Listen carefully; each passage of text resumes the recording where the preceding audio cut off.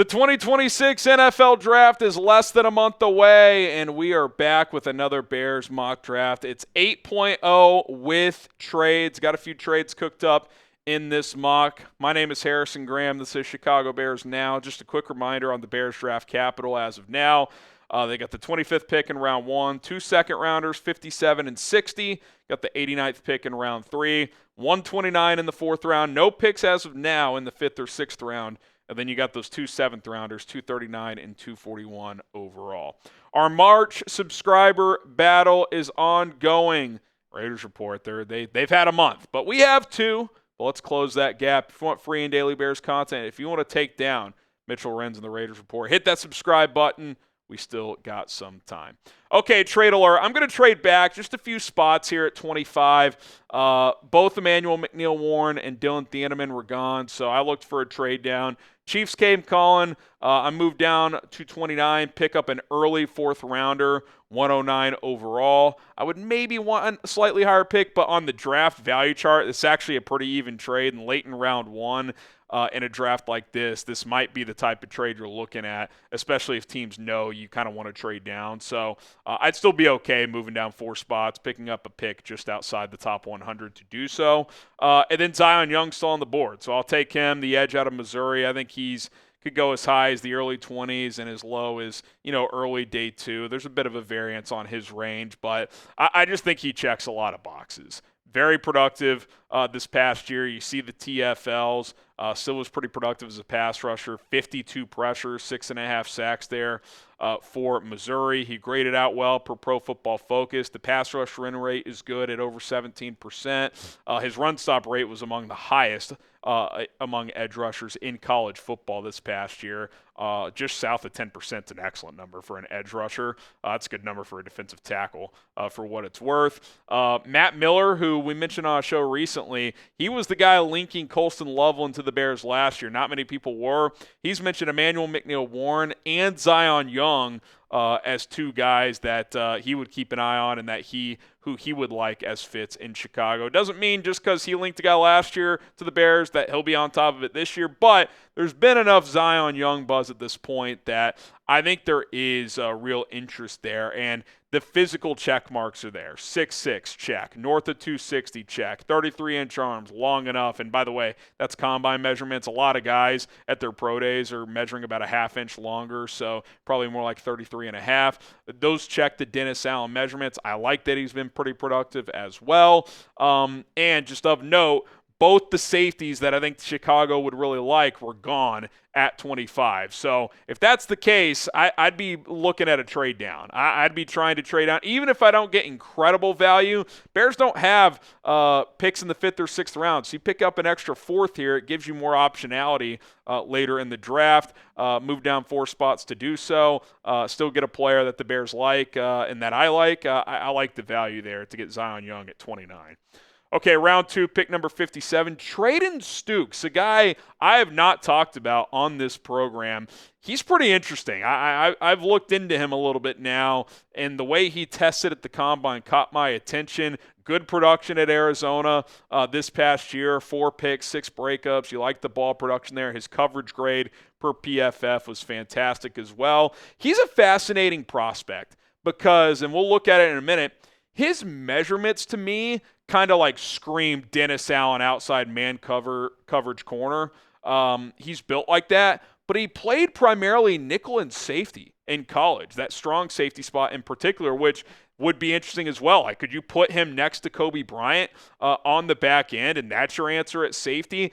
Do teams view him as more of a slot corner? Do some teams, especially the Bears with his measurements, and I think some of his skill set, could you play him at outside corner? Now, that's a bit of a risk because he didn't do a ton of that in college, but I think he has a lot of the traits that suggest he can do that. You see here the size, over 6'1", good enough weight there, 4.33 in the 40. This guy's built like an outside press man corner. He's strong. He's got long arms, almost 33 inches, which for a corner is very, very good. So I'm pretty intrigued by him. I do think, even if you don't think he's like a true outside corner, day 2 here, he's got enough versatility and an athletic profile where it's like, hey, bring him in. Dennis Allen loves versatile defensive backs. We will find a spot to get this guy on the field. And by the way, I love Kyler Gordon, but he gets banged up a lot. He could be like your backup nickel if he starts elsewhere. So I just think he brings a lot to the table. He's a willing run defender, so maybe he just does play kind of a roaming safety role. That's certainly a possibility.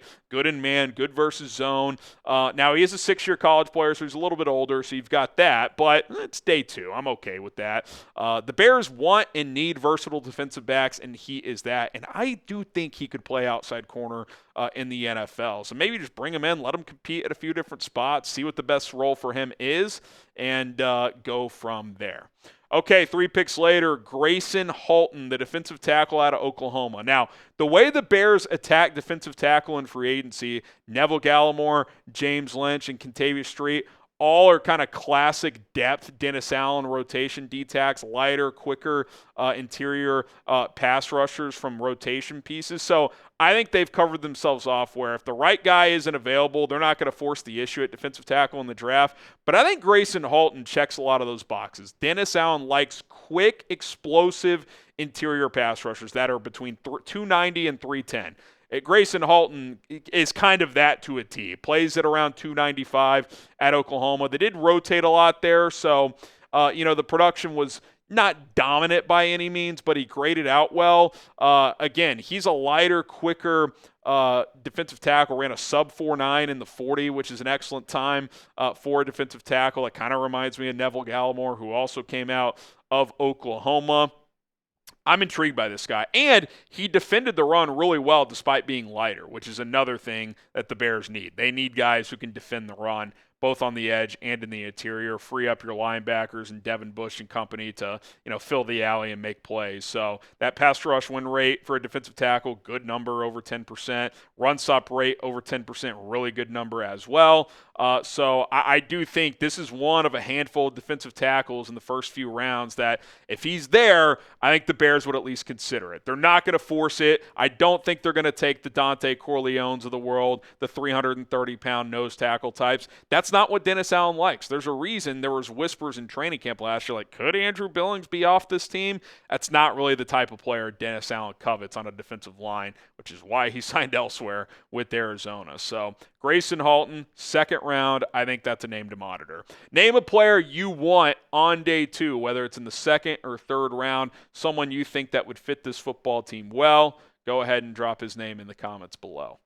Okay, Logan Jones, I think in a lot of these mock drafts moving forward, that third-round pick, 89 overall, whether it's Logan Jones, Sam Heck, Jake Slaughter, who I mocked, I think last time or 2 mocks ago, those are names you're going to hear thrown around for the Bears as a guy you bring in, sit a year behind Garrett Bradbury, and potentially take over in 2027. He's a zone center, graded out well in outside zone in that run game. He's very athletic.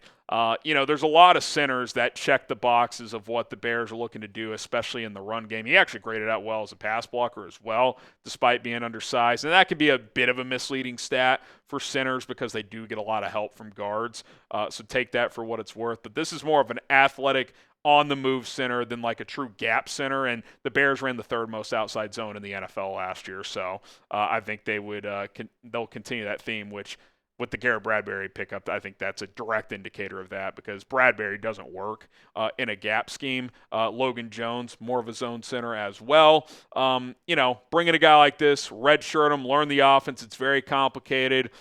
You need a cerebral center in a Ben Johnson system, potentially be ready to take over in 2027. I think that's kind of the ideal kind of path here. Bradbury holds it down for a year. You got a rookie as a quality backup who's developing for a year and is ready to take over in 27. That, to me, that's the perfect outcome. All right, guys, more on the mock draft, but real quickly, we've got some merch available. The Bears Now t-shirts, just kind of clean, classic, available in navy and black. Check out the link in the comments and description of this video, chatsports.com/bearshop. You got the Iceman 18 t-shirts and hoodies.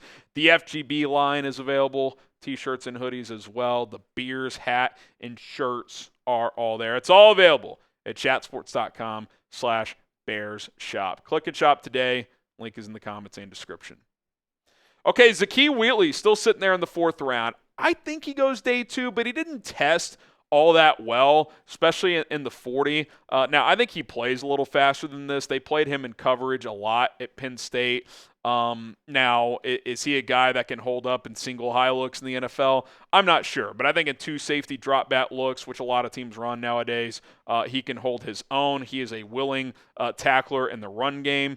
Can he be a Jaquan Brisker who's a little better in coverage? I think that's certainly possible. I think also this kind of hedges your bet on Stukes a little bit, who moved around. If you explore with him at outside corner and he works there, maybe he sticks there and Wheatley gives you another starting caliber safety option next to Kobe Bryant. I do think if you draft Treydan Stukes and you don't draft another defensive back, there's a bit of a risk there because Stukes, while he has versatility, it's unclear where he will play right away in the NFL, whereas with Wheatley, he's going to be a safety. Like, that's going to be his position. So I think in the fourth round, it's great value. I think in the third round, it's still pretty good for him as well. You pick up 109 in that trade from Kansas City, so you have an extra bullet to attack the secondary.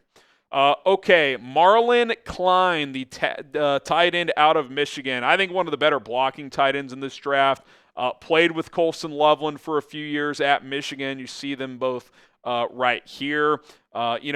This year he got to take on more of a responsibility in the passing game. I'll pull up his numbers real quick. I think he had like 400 or 500 yards this year, so he developed as a pass catcher. Has pretty good size as well.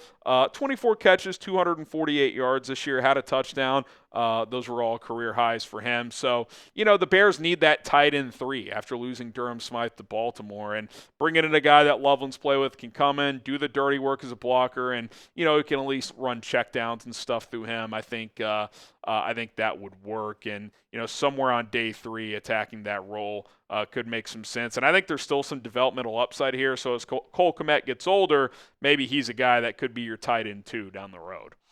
Okay, another trade. How about a player trade? TJ Edwards to Dallas. Bears get a 5th-round pick, 152 overall. I trade one of the Bears' 7th-round picks to Dallas, 239 overall. So, essentially you're moving up almost 90 slots on day 3 to ship out TJ Edwards, who I like, but is coming off a fractured fibula, not the fastest, most athletic linebacker, and we know that's a goal for the Bears this offseason, and with the moves they've made up to this point, they have tried to do just that. You brought back Jack Sanborn, who is a quality depth piece, so, you've got the option to move TJ Edwards, especially if the Bears do draft a linebacker, which I haven't as of yet, but stay tuned. Should the Bears trade TJ Edwards? I want to hear from you guys. Type Y for yes, type in for no. And again, if they do, they save $6.2 million in salary cap space.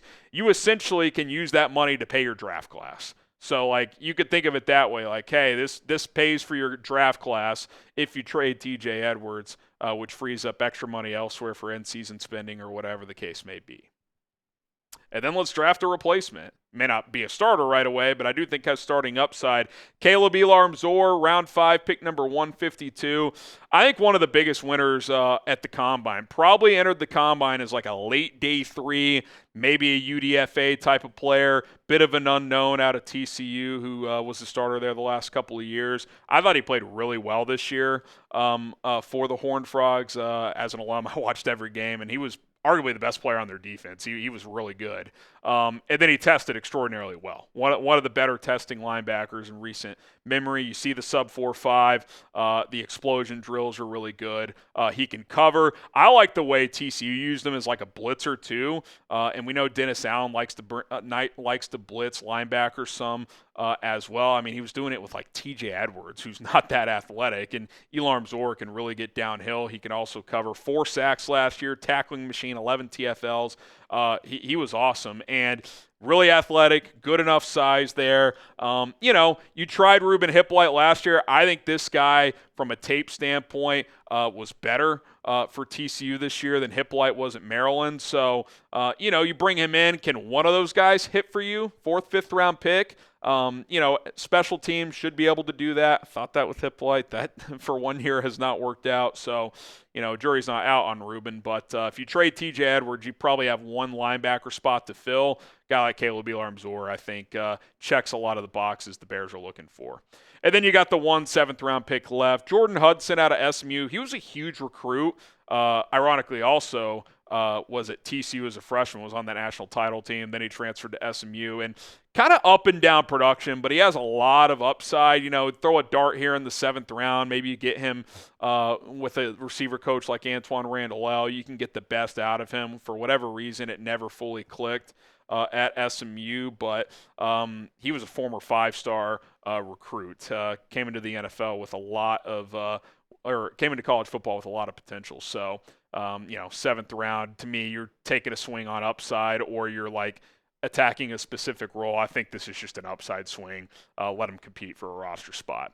All right, that's going to do it for Bears Mock Draft 8.0. Give me your thoughts down in the comments. Don't forget to subscribe to the channel. We're pumping out at least one mock per week the rest of the way. We are less than a month away from the NFL Draft. So lock us in and subscribe, and bear down.